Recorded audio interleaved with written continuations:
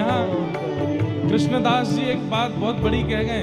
अभी आपने कथा में सुन लिया, मैंने आपसे कह दिया कि हरिजनों से जिसका प्रेम है ठाकुर जी का उससे प्रेम है। तो हो सकता है बनावटी रूप में आप अभी कल से करना शुरू कर दो। कोई भक्त दिख गया, कोई ब्रजवासी दिख गया, कोई तिलकधारी दिखा, कोई धोती वाला दिखा, कोई जटा वाला दिखा, किसी भी रूप में भगवत प्रेमी कोई दिखा तो आप उसका सम्मान करने लगे क्योंकि आप कथा में सुन के गए हो। लेकिन कह रहे हैं बनावटी रूप में सम्मान नहीं, मन वच कर्म। इंद्रेश जी कह के गए हैं हरि के प्रिय वही हैं जो हरिजनों से प्रेम करें, इसलिए कर दो। मन तो नहीं है इनको घर में बुलाने का, लेकिन ठीक है वो बैठाओ, इनके चरण धो भी लो, इनके चरण चिन्ह थोड़े ले लो, है नहीं मन, लेकिन करना पड़ेगा। क्या बताएं, वो कह के गए हरिजनों से प्रीति होनी चाहिए ना।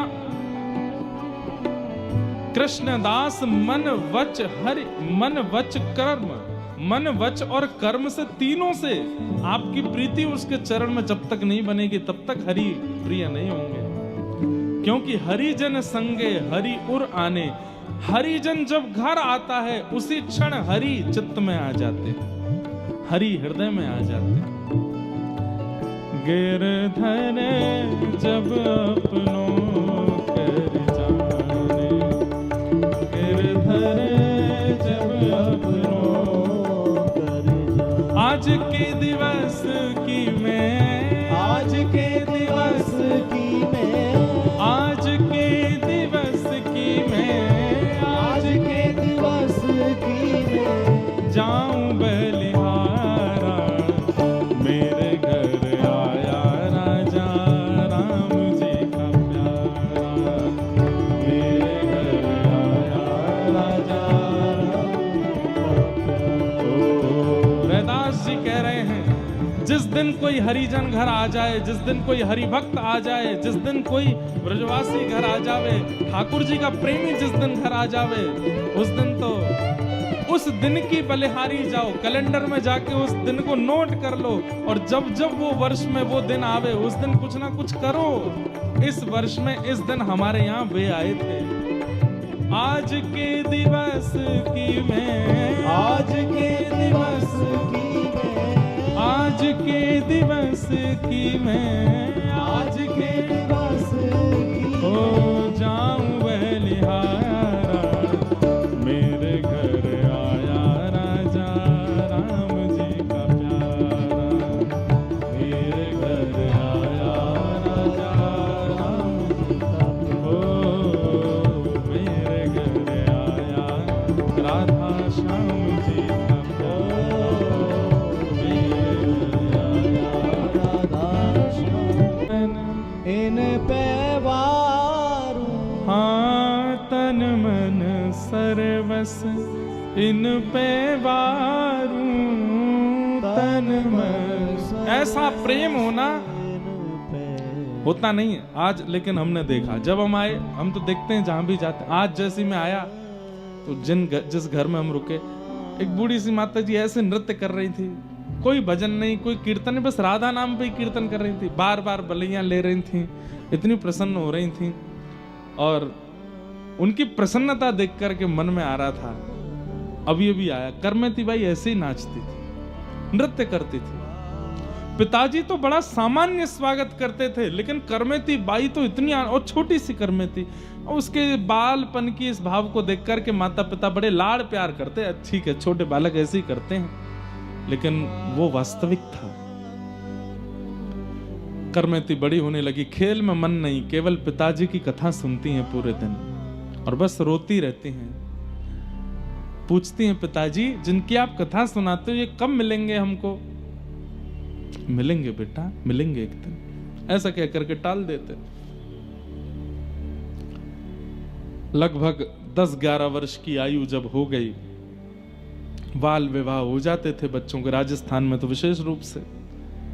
एक विवाह का प्रस्ताव आया, करमेती बाई ने अपने पिताजी को समझाया, पिताजी मुझे विवाह नहीं करना, मैं तो बस जीवन सर्वस्व ठाकुर जी पर न्योछावर करना चाहती हूं। बेटा ऐसा नहीं होता, क्या कहेंगे कुल के लोग, क्या कहेंगे, मर्यादा क्या कहां जाएगी, ये सब संसार के लोग क्या कहेंगे, बेटी घर में कन्यादान नहीं कर रहे, विवाह नहीं कर रहे उसका।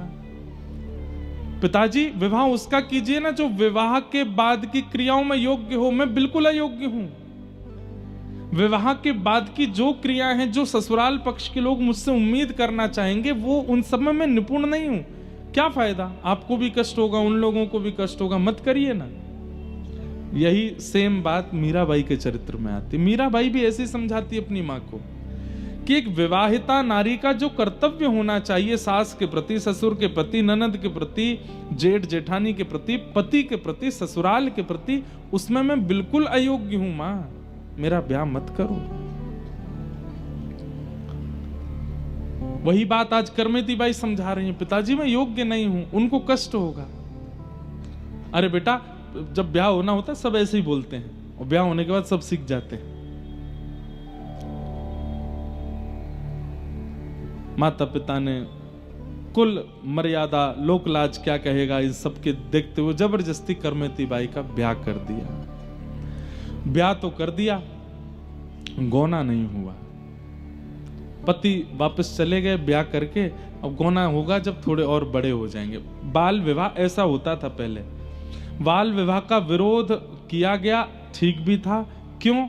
बाल विवाह में क्या हो रहा था कि बाल्यकाल में दोनों का विवाह कर दिया, अयोग्य थे दोनों, जानकारी थी नहीं। गौना वही होता था 18, 19, 20 साल में जाकर के, और तब तक दो प्रकार के कर्म होते थे, या तो लड़का को कोई और पसंद आ गया, यहाँ जो बहू थी उसको कोई और पसंद आ गया, या फिर कई बार दोनों में से किसी की मृत्यु हो जाती थी, या कुछ भी ऐसी घटनाएं होती थी। इसलिए बोलते थे कि भाई जब वो योग्य हो जाए तभी ब्याह करो,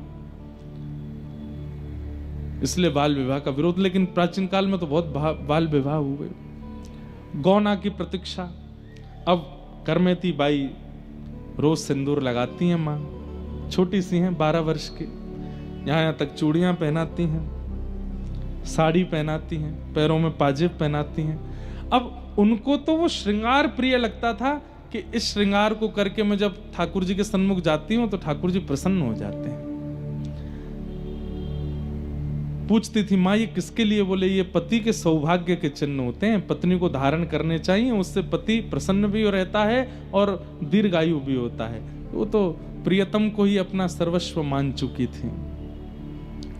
सिंदूर लगाती, चूड़ी पहनती, सब श्रृंगार करती, पर दौड़ के जाती मंदिर में, ठाकुर जी से जाके पूछती कैसी लग रही हूं मैं, आज मेरा स्वरूप कैसा लग रहा है आपको?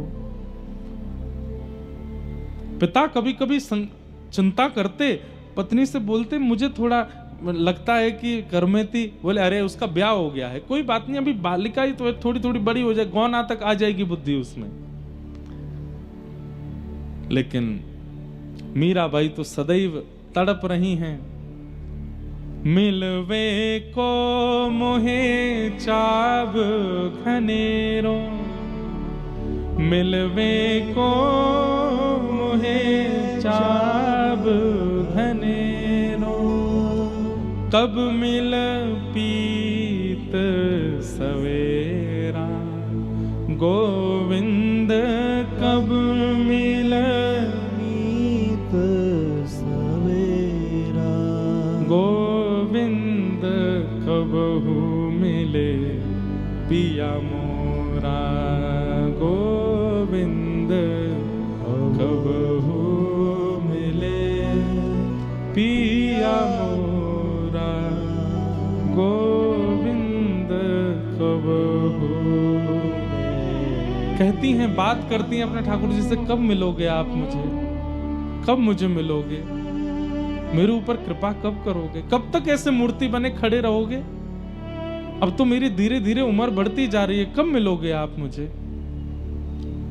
बस यही कहकर के रोती रहती हैं।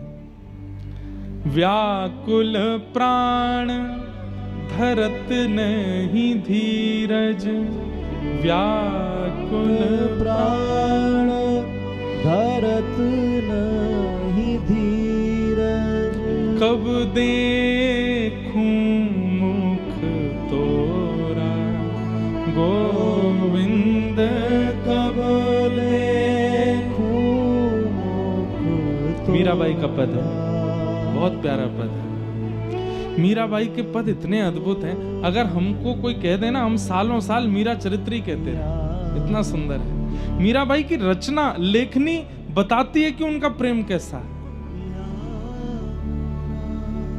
अद्भुत है।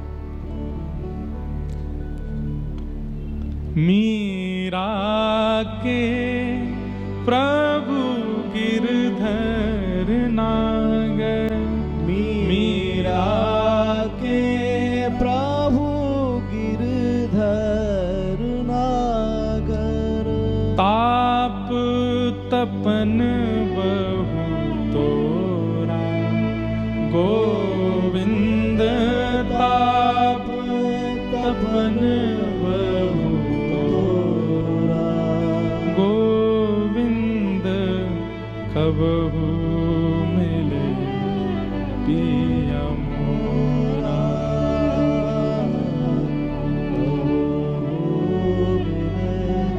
पिया बंधुओं, हमें प्रेम हो जाता है ठाकुर जी से, हम चाहने लगते हैं ठाकुर जी को, पर ऐसा विरह नहीं मेरे को देखने में आया अभी तक कि बस व्याकुल हो गए हों ठाकुर जी के लिए। ऐसे नहीं हुए अभी हम स्वयं बहुत दिनों तक कथा करते रहते हैं, तो अब तो लाल जी सफर में नहीं रहते, साथ कथाओं में नहीं जाते। कुछ समय लाल जी की स्मृति तो होती है।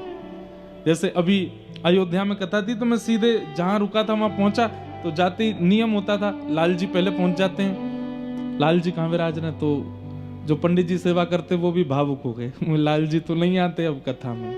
तो हम दोनों थोड़ी देर के लिए सहम गए कि अब लाल जी आते नहीं, कि 4 साल तो लगातार कथाओं में आए। तो अभी घर पे बात करते हैं तो कहते हैं अब लाल जी को ले जाएं क्या कथा में। मन बड़ा विचलित होता है कभी कभी। तो घर से आता है, नहीं अब यहीं रहेंगे, नहीं जाना।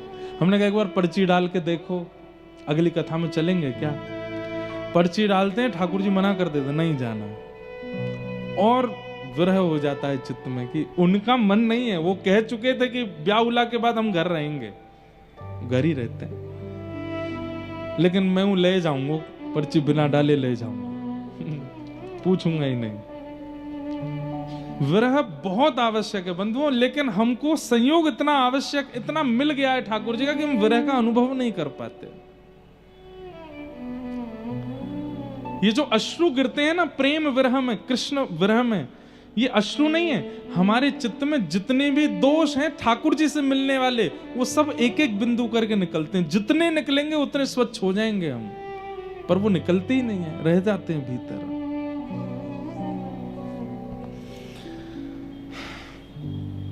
करमती बाई कहती अब सहन नहीं होता, जल्दी मिलो।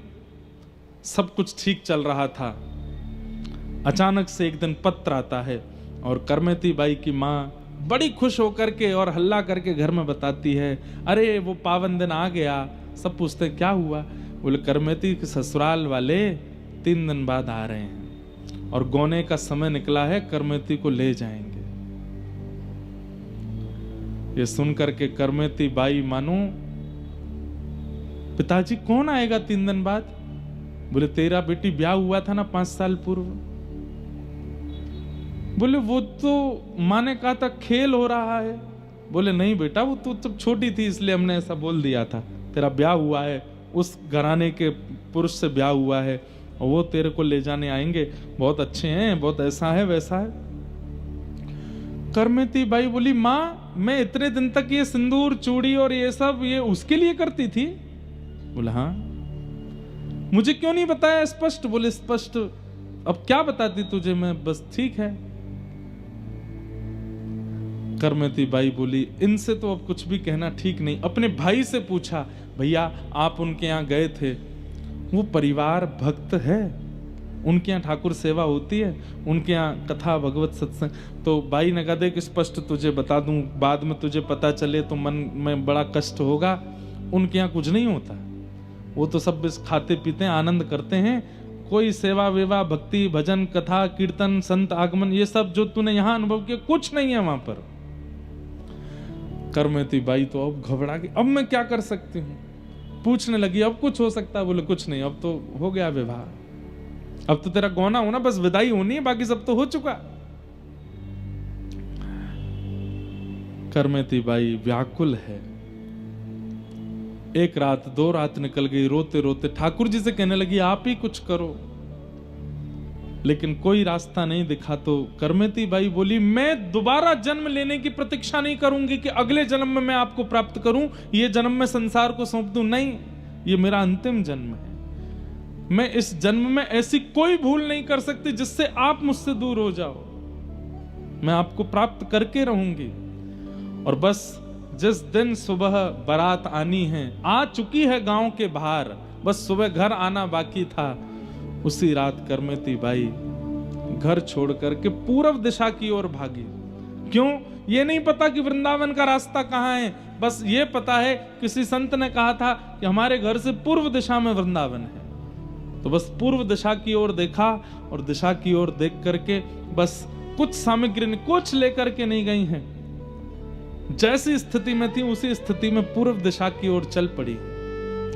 रास्ते में जंगल पड़े, भयभीत जंगल।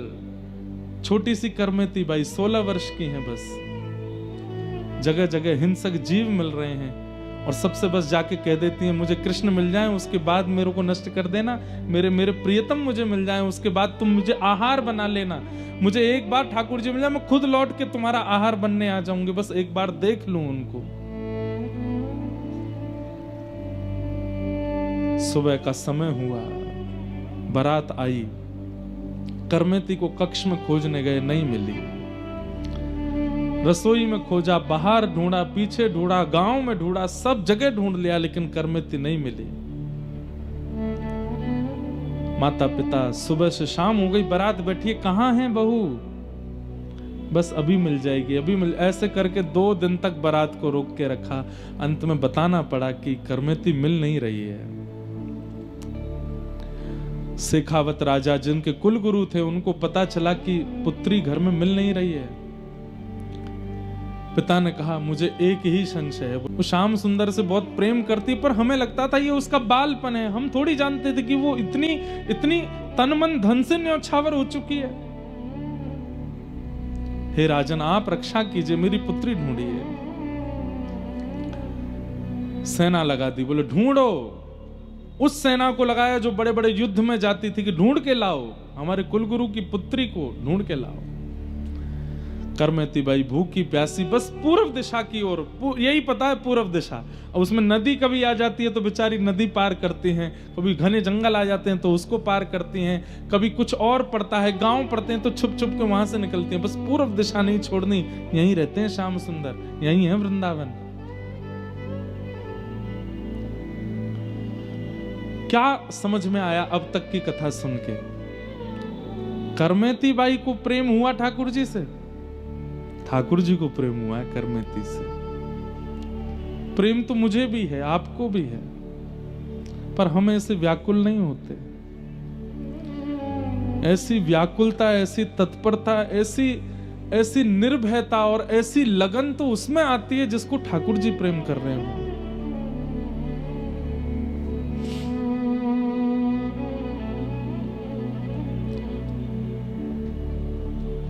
आवाज आ रही है, रात्रि का समय, घोड़ों पर सैनिक चिल्ला रहे हैं, करमेती को ढूंढो। उसका ऐसा रूप रंग है, मां ने बताया था, लाल वस्त्र पहन करके है, गले में सोने के आभूषण पहने हैं, आदि ऐसा हल्ला मचा रहे थे सब जगह। करमेती बाई ने जैसे देखा ये मुझे अब ले जाएंगे पकड़ करके। रेगिस्तान था, वहीं पर एक 3 दिन पुराना ऊंट मरा पड़ा था। गीदड़ और कुछ हिंसक जीव उसके भीतर पेट के सब सामग्री खा चुके थे, भयंकर दुर्गंध आ रही थी उसमें से।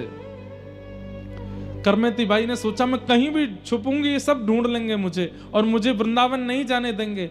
एक ही उपाय है, ये विशाल ऊंट का कंकाल पड़ा है, इसके अंदर छुप जाती हूं। जब समीप गई तो ग्रंथ में लिखा है कि करमेती बाई को 2 बार बमन की इच्छा हुई, इतनी दुर्गंध थी कि सह नहीं पा रही हूं। 3 दिन से भूखी हैं, अन्न भी नहीं खाया, और जब उसके पास गई तो इतनी दुर्गंध थी कि वहां खड़ी नहीं हो पा रही थी। लेकिन मन में विचार करती हैं, संसार, अगर आज करमेती तूने इस दुर्गंध को नहीं सहा तो ये पकड़ के ले जाएंगे और जीवन के अंतिम श्वास तक संसार के विषय की दुर्गंध सूंघनी पड़ेगी। वो जीवन भर की विषय की दुर्गंध सूंघने से अच्छा है कुछ समय की इस ऊंट की दुर्गंध को सहले करमेती प्रियतम मिल जाएंगे। और करमेती बाई उस ऊंट के भीतर प्रवेश कर गई। बाहर से कंकाल और वैसा था, मक्खियां भिन बना रही थी, कोई पास भी नहीं आ सकता। और उसके भीतर करमेती बाई बैठी है, नेत्र बंद करके अपने प्रियतम का स्मरण कर रही है। बस कुछ देर और करमेती, कुछ देर और, फिर से सब चले जाएंगे, फिर हम चलेंगे ना वृंदावन। मानो जैसे अपने आप से ही बात कर रही है। सैनिक जन आसपास आए, मरे हुए ऊंट को देख करके मक्खियां भिन बना रही हैं। दुर्गंध के कारण सैनिक ही घबरा गए, मुंह बंद, अरे जल्दी निकलो यहां से, निकलो भैया, यहां कैसे रुक सकते हैं। और 2 दिन तक करमेती बाई उस ऊंट के कंकाल में ही रही भीतर। ये मानव रह सकता है? नहीं रह सकता। ठाकुर जी जिसको बुला रहे हैं वो रह लेगा, वो कैसी भी व्यवस्था में रह लेगा। 2 दिन बाद करमेती बाई के प्रसंग में आता है, जब वो वृंदावन गई और वहां जाकर के जब लोगों ने उनकी पता किए तो एक संत ने उनसे पूछा, हमने सुना करमेती जी आप ऊंट के कंकाल में रही थी। बोले हाँ। आपको दुर्गंध नहीं आई थी? बोले आई तो थी। फिर कैसे रह ली? बोले भैया जब मातृ गर्भ में हम 9 महीना रह सकते हैं संसार के रसों को भोगने के लिए, तो कृष्ण प्राप्ति के लिए मैं 2 दिन यदि ऊंट के कंकाल में रह ली तो इसमें कौन सी बड़ी बात है। हम सब वह दुर्गंध सह करके आए हैं 9 महीने मां के गर्भ में, केवल किस लिए? ताकि संसार में जन्म लें और संसार में जन्म लेके संसार के रसों का सुख ले सकें। संसार के सुख के लिए 9 महीना उस मलमूत्र के भांड में रह सकते हैं, कृष्ण सुख के लिए 2 दिन में अगर ऊंट के अंदर रह ली तो इतनी आश्चर्य की बात क्या है? कोई आश्चर्य। करमेती बाई के प्रसंग में यह आता है कि उनके उत्तर सबको आनंदित कर देते थे। ऊंट के कंकाल से बाहर निकली, संतों की टोली जा रही थी। करमेती बाई बोली ये निश्चित वृंदावन जा रहे होंगे, मैं इनके साथ हो लेती हूँ। दौड़ी दौड़ी करमेती बाई गई और संतों से बोली आप लोग कहाँ जा रहे हैं? बोले हम लोग अभी वृंदावन जा रहे हैं। बोले मुझे भी ले चलो। संत जन बोले तुम में से बहुत दुर्गंध आ रही है, कहाँ से आई हो? बोले ये दुर्गंध तो क्षणिक है, अभी चली जाएगी। संतों ने उनको छूने से मना किया, थोड़ा आगे पीछे होने लगे, लेकिन एक संत समझ गए। उन्होंने कहा सुनो चिंता नहीं करो, अभी आगे एक घाट आएगा, वहां गंगा जी बह रही हैं, वहां स्नान करेंगे, तुम स्नान कर लेना। और श्री करमेती बाई गंगा स्नान करी और उन संतों की टोली के साथ श्री करमेती जी वृंदावन पहुंची। आहा, वृंदावन साचो धन भैया। जैसे ही वृंदावन की ओर पहुंची हैं, यही कई मानो ऐसा लगता है कि एक जैसा ही स्वरूप मीराबाई और करमेती जी का है। जैसे मीराबाई जब पहली बार वृंदावन गई तो वृंदावन समीप आ रहा है, ये जैसे ही खबर सुनती कि अब वृंदावन इतने किलोमीटर रह गया तो मीराबाई को मूर्छा आ जाती थी, वृंदावन आने वाला है। करमेती बाई भी ऐसी हो रही हैं, जैसे ही संत जन कहते अरे भैया बस थोड़ी देर और, बस वृंदावन आने वाला है, तुम करमेती बाई मूर्छित होकर गिर पड़ती वृंदावन का नाम सुनते। होश में आती, संत जन कहते क्या हुआ? मेरे प्रियतम रहते हैं वहां पर। रूप स्वरूप श्रृंगार देख करके संतों को ऐसा लगता कि शायद ब्याह हुआ होगा, वहां पर अपने पति से मिलने के लिए जा रही है। लेकिन सोचते भी थे कि अकेली क्यों जा रही है, इसके साथ कोई है क्यों नहीं। बोले अब हमें क्या सोचना, चल रही है तो चलने दो। करमेती बाई वृंदावन पहुंची और जब वृंदावन पहुंची, यमुना जी में स्नान किया, अपने वस्त्र, अपने श्रृंगार, जो कुछ भी था सब त्याग दिया। बंधुओं, सुनने में थोड़ी अटपटी बात है, पर श्री करमेती बाई जी केवल पत्र पहन करके रहती थी, पत्ते, वट के बड़े बड़े पत्तों को धारण करके रखती थी, कोई वस्त्र नहीं पहनती थी। यमुना जी का जल पीती थी और व्रजरज खा करके अपना पेट भरती थी। अरे भोरी सखी जी का हमने चरित्र सुना, वहां पर भी इतने हृदय में कंपन हो जाता है कि वो सेवा कुंज में बंदरों को डालने वाले चने, वो चने जब बंदर खा जाते उसके बाद जो चने की गुठली बच जाती उसको खा करके भोरी सखी रही। वृंदावन में श्री हमारे हित संप्रदाय के एक आचार्य भोलानाथ जी बोरी सखी चनों के छिलके खा करके रहते थे। उनके लिए हमको मन में ऐसा आ रहा था कि राम नाम कैसे रहे होंगे, लेकिन आज करमेती बाई जी के चरित्र को देख के लगता है रज खा करके रहती हैं, व्रज रज खाती हैं, यमुना जल पीती हैं और पड़ी रहती हैं बस।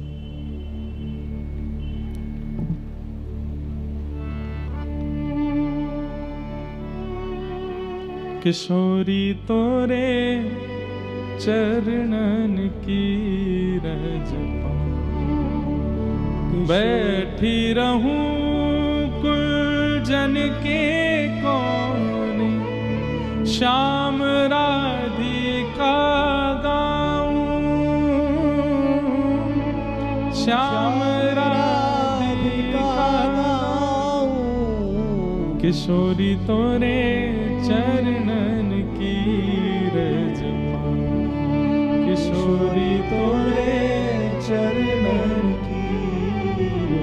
चारज को ब्रह्मादिक तरसत, चारज को ब्रह्मादिक तरसत, सोरज शीश चढ़ाऊं,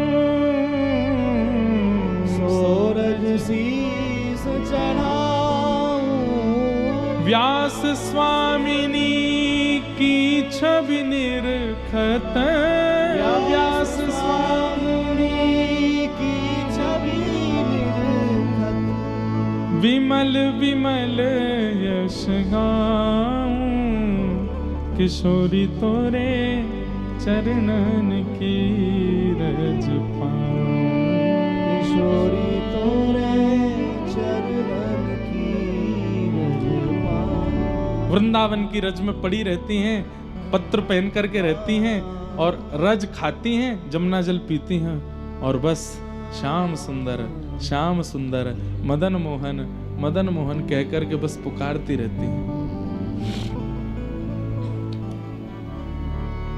मंदिर में जाती हैं, दर्शन करती हैं। गोविंद देव जी तभी प्रकट हुए थे कुछ साल पहले ही। गोविंद देव, राधारमण आदि ये सब बस इनको शतक मात्र हुए होंगे, तभी उसी काल में पहुंची हैं।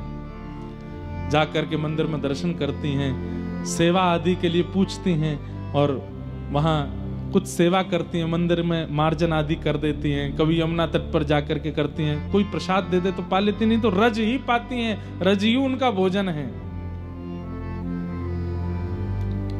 मीराबाई कहती हैं, श्याम मने चाकर राखो जी, चाकर रहसूं बाग लगासूं, नित उठ दर्शन पासूं, वृंदावन री कुंज गलिन में हरि की लीला गासूं, श्याम मन चाकर राखो जी। हे थारी चाकरी में चूक कोनी, राखू मारा सावरिया, राखू मारा सावरिया, चाकर राखो जी। हे थारी चाकरी में चूक कोनी, राखू मारा सावरिया, राखू मारा सावरिया, चाकर राखो जी। हे गिरधारी मने चाकर राखो जी, गिरधारी मने चाकर। एक बात समझिए, ठाकुर जी की चाकरी चाहिए तो उससे पहले जैसे कहीं बड़ी जगह जॉब चाहिए तो आपका रिज्यूम देखा जाता है कि हाँ भाई पहले और कहाँ कहाँ नौकरी कर चुके हो, कितना आपका अनुभव कितना है। और अगर अनुभव अच्छा नहीं होता ना तो जॉब में अच्छी सैलरी नहीं मिलती। लेकिन कहीं सेवा ही नहीं करी होगी तो फिर सेवा कैसे मिलेगी। इसलिए खूब हरिजनों की सेवा करो। यहाँ जो आपके अगल बगल में बैठे ना ये भी हरिजन हैं। कथा सुनते सुनते इनके भी चरण दबा दिया करो। जब ये कथा सुन के उठा करें तो इनकी चरण रज भी ले लिया करो। आप सब भी हरिजन हो। ठाकुर जी की चाकरी करनी है तो एक्सपीरियंस्ड हो जाओ, और एक्सपीरियंस के लिए ये सब हरिजनों की सेवा करो, संतों की सेवा, ब्रजवासियों की सेवा करो। थारी चाकरी में चूक कोनी, राखू मारा सावरिया, राखू मारा सावरिया, चाकर राखो जी, गिरधारी मने चाकर राखो।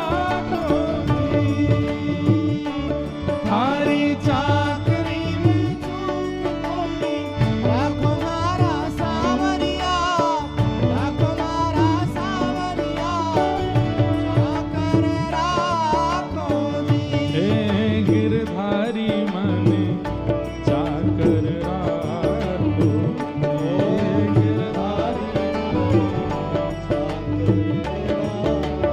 बोलो राधा रमण लाल की।